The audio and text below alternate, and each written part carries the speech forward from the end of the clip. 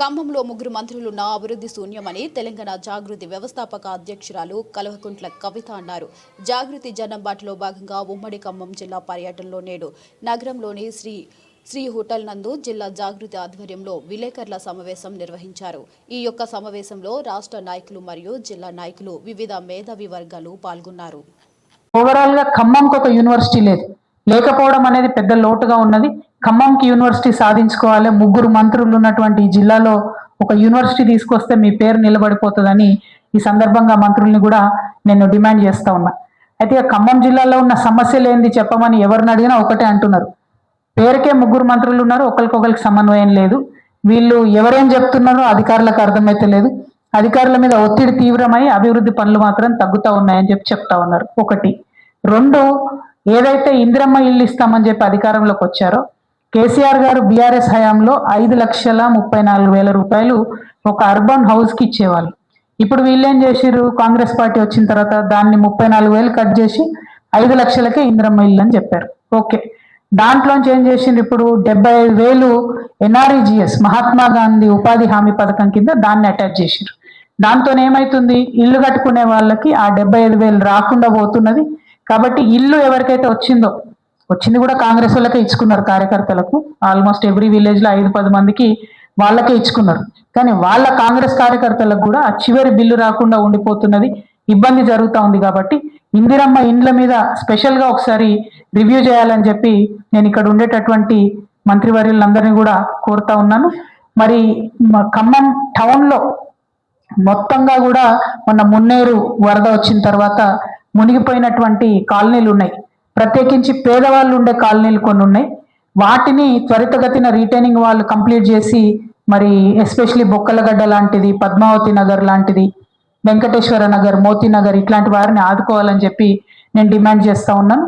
అట్లానే మున్నేరుకు అటువైపు పాలేరు నియోజకవర్గంలో వచ్చేటటువంటి ఈ విల్లా ప్రాజెక్టులు వచ్చినాయి. అన్ని 50 లక్షలు, 40 లక్షలు, 25 లక్షలు పెట్టి మధ్యతరగతి ఖమ్మం వాసులు కొనుక్కున్నటువంటి అవన్నీ కూడా మునిగిపోయిన పరిస్థితి వచ్చింది. సో వీళ్ళు ఇక్కడ ఖమ్మం మేధావులందరూ నేను రిక్వెస్ట్ చేసి కోరేది ఏంటంటే, ఒకసారి ఆలోచన చేయండి. హైదరాబాద్ లో పెడితే ఇక్కడ రియల్ ఎస్టేట్ అంతా మునిగిపోయింది.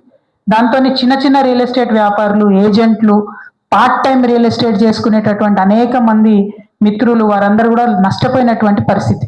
సో నా సూచన ఏంటంటే, హైడ్రానే మీరు ఒక సర్టిఫికేషన్ ఏజెన్సీగా పెట్టండి. ఏదైనా రియల్ ఎస్టేట్ వెంచర్ ప్రారంభించే ముందు మీ హైడ్రాకి 5,000 10,000 కడతాం కావాలంటే, కానీ ఆ హైడ్రా నుంచి సర్టిఫికేషన్ ఇవ్వండి, మేము మళ్ళీ రాము ఈ వెంచర్ దగ్గరికి అని. దానివల్ల చిన్న రియల్ ఎస్టేట్ వ్యాపారులకు లాభం జరుగుతుంది, దానివల్ల వెంచర్ చేద్దాం అనుకునే రియల్ ఎస్టేట్ వాళ్ళకి లాభం జరుగుతుంది, దానివల్ల ప్రజలందరూ కూడా ప్రశాంతంగా ఉండే పరిస్థితి ఉంటుంది.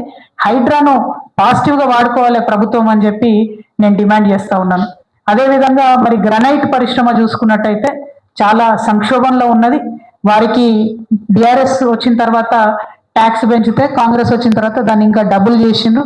సో వాళ్ళు చాలా మంది ఇబ్బంది పడే పరిస్థితి ఉంది. కాకపోతే గ్రనైట్ పరిశ్రమల వాళ్ళు కూడా ఆలోచన చేయాలి. ఒకటి, మీకున్న పర్మిషన్ కన్నా ఎక్కువ తవ్వుతున్నారు. మీరు భూమి సర్ఫేస్ వరకే తవ్వాలి, కానీ 10 అడుగుల లోతుకు తవ్వుతున్నారు. దాంతో వాటర్ టేబుల్ డిస్టర్బ్ అవుతుంది. రెండు, మీరు అన్ని డబ్బులు సంపాదించుకున్నప్పుడు ఎందుకు మీరు లోకల్ ఖమ్మం వాళ్ళకు ఉద్యోగాలు ఇవ్వరు? ఎందుకు బయట నుంచి లేబర్ని తెచ్చుకుంటారు? మీరు ఏదైనా ట్రైనింగ్ ఇప్పియండి. మన వాళ్ళకి ఏమైనా ఇబ్బంది అయితే ట్రైనింగ్ ఇప్పియండి. మేనేజ్మెంట్లోనూ ఆఫీసర్లు గాను, మేనేజర్లు గాను అందరినీ బయట వాళ్ళ నుంచి తెచ్చుకుంటే ఈ భూమిలోకి వచ్చేటటువంటి సిరి సంపద మీరు దోసుకొని పొల్యూషన్ ఖమ్మం జిల్లా ప్రజలకు వదిలేసి ఉద్యోగాలు పక్క రాష్ట్రాలలోకి ఇవ్వడం అన్నది చాలా అన్యాయం. గ్రనైట్ వాళ్ళ మీద నాకు సానుభూతి ఉన్నది, వాళ్ళకి ఇబ్బంది ఉన్నది. కాకపోతే అట్ ద సేమ్ టైం మీరు కూడా ప్రజల పక్షాన నిలబడితే బాగుంటుందని చెప్పి నేను మనస్ఫూర్తిగా కోరుతా ఉన్నాను. మరి ప్రత్యేకించి ఖమ్మంలో పత్తి రైతుల గోస మాత్రం చాలా దారుణంగా ఉంది. ఇది ఖమ్మం ఒకటే కాదు, వరంగల్ అయినా అంతే ఉంది, ఆదిలాబాద్ అయినా అంతే ఉంది, మహబూబ్ నగర్ అయినా అంతే ఉంది. కానీ ఖమ్మం ప్రత్యేకించి మొంతా తుఫాన్కు తీవ్రంగా ఎఫెక్ట్ అయింది. కాబట్టి పత్తిలో తేమ శాతం 20% ఉండేటట్టుగా CCIతో మాట్లాడి, వ్యవసాయ శాఖ మంత్రి వర్యులు ఈ జిల్లానే కాబట్టి తుమ్మల నాగేశ్వరరావు గారు నేను డిమాండ్ చేస్తా ఉన్నాను, మీరు ఖచ్చితంగా CCIతో మాట్లాడాలి. ఇప్పుడు జూబ్లీహిల్స్ ఎన్నికలు అయిపోయినాయి, అక్కడ బీహార్ ఎన్నికలు అయిపోయినాయి. ఇప్పుడన్నా పత్తి రైతుల గోస పట్టించుకోవాలని చెప్పి నేను ప్రభుత్వాన్ని డిమాండ్ చేస్తా ఉన్నాను. అదేవిధంగా ఇక నిరుద్యోగుల విషయం అయితే చెప్పనలవి కాదు, భయంకరమైన పరిస్థితి ఉన్నది. మాకంటూ ఒక జాబ్ క్యాలెండర్ వేయాలని చెప్పి వాళ్ళు డిమాండ్ చేస్తూ ఉన్నారు. ఎప్పుడు ఉద్యోగం అన్నా గవర్నమెంట్ గ్రూప్ 1 గ్రూప్ 2 అని చెప్పి మభ్య పెడుతున్నారు. కానీ చాలా ఎగ్జామ్స్ ఉంటాయి, జేఎల్స్ ఉంటాయి, డిఎల్స్ ఉంటాయి, డ్రగ్ ఇన్స్పెక్టర్స్ ఉంటాయి, అనేకమైనటువంటి డిపార్ట్మెంట్స్లో ఖాళీలు ఉన్నాయి. అవేవి కూడా వేయకుండా ఇబ్బంది పెడుతున్నారు. అన్నిటికన్నా ముందు మీరు అధికారంలోకి వచ్చిందే నిరుద్యోగులతోనన్న విషయం కాంగ్రెస్ పార్టీ గుర్తుపెట్టుకొని ఖచ్చితంగా ఒక స్పష్టమైనటువంటి జాబ్ క్యాలెండర్ ఇవ్వాలని చెప్పి నేను డిమాండ్ చేస్తా ఉన్నాను. మరి అదేవిధంగా ఆపరేషన్ కగార్ పేరుతో పెద్ద ఎత్తున కేంద్ర ప్రభుత్వం చేసినటువంటి విధ్వంసాన్ని కూడా మనం దృష్టిలో పెట్టుకోవాలి. నేను మొదటి నుండి ఆపరేషన్ కగార్కి వ్యతిరేకంగా మాట్లాడుతూ వచ్చినాం. మావోయిజం కానీ నక్సలిజం కానీ అది శాంతి భద్రతల సమస్య కాదు, అది సామాజిక సమస్య.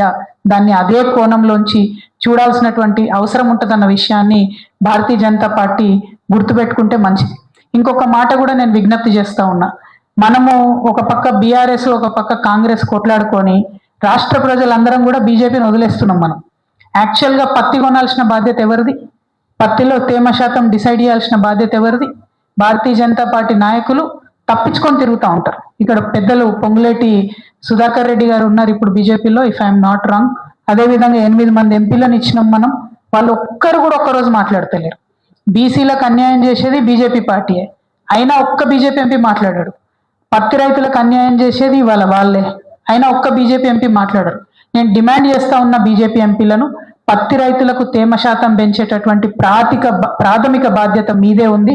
మీరు తప్పకుండా మీ మినిస్టర్ దగ్గర పోతారా, మీ మోడీ దగ్గర పోతారా, అమిత్ షా దగ్గర పోతారా, వాళ్ళ కాలు పట్టుకుంటారా, ఏం చేస్తారో చేయండి, కానీ పత్తి రైతుల్ని కాపాడండి అని చెప్పి నేను డిమాండ్ చేస్తా ఉన్నా. ఒక పక్క ఆపరేషన్ కగార్ పేరుతో తెలంగాణ బిడ్డల రక్తం దాగుతున్నారు, ఇంకొక పక్క పత్తి రైతుల పట్ల మీ యొక్క కేర్లెస్నెస్ తోని ఈ పరిస్థితి తీసుకొస్తున్నారు. కాబట్టి భారతీయ జనతా పార్టీ బాధ్యత తీసుకోవాలి, తెలంగాణ ప్రజల బాగోగుల్లో భాగం పంచుకోవాలని చెప్పి నేను డిమాండ్ చేస్తా ఉన్నా.